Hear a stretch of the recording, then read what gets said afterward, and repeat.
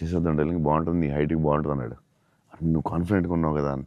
ఎందుకంటే ఇది చూపిస్తే ఎవడో ఇంపాసిబుల్ అది యాక్సెప్ట్ చేయడం.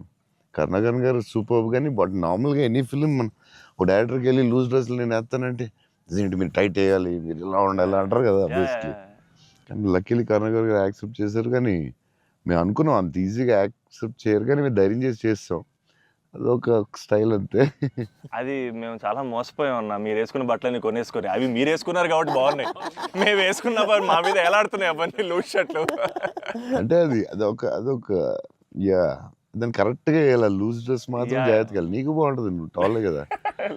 కాకపోతే అది అప్పుడు ఎక్కడ చూడలేదు కదా. సో అది కొంచెం మనం వేసుకుంటే రిస్క్. జనాలకు తొందరగా అందులో ఏంటి అంత లూజ్ ఉంది, అక్కడ లూజ్ ఉంది, ఎక్కిస్తా లూజ్ ఉంది, ఇది లూజ్ ఉంది, అది ఉంది కావాలని దానికి ఒక క్యారెక్టర్ పెట్టాం. ఆ లూజ్ జారుతా ఉంటే బస్కి ఒకటి జారి ఇలా పెడదాం, దాన్ని లేపుతా ఉంటాను, ఒకటి ప్యాంట్ లేపుతా ఉంటాను, కావాలని దానికి ఒకటి డిజైన్ చేసాం. యా నువ్వు అడిగితే యా అది అప్పుడు ఆ టైంలో రిస్క్ అది.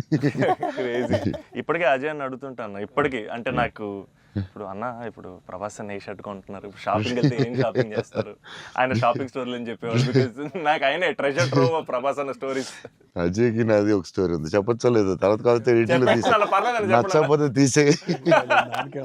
అజయ్ ఏంటంటే ఏ సినిమాకి రాదు మన బుజ్జిగాడికే షాపింగ్ మిలాన్ బుజ్జిగాడి డ్రెస్సింగ్ చింపేయాలని డిసైడ్ అయ్యాం.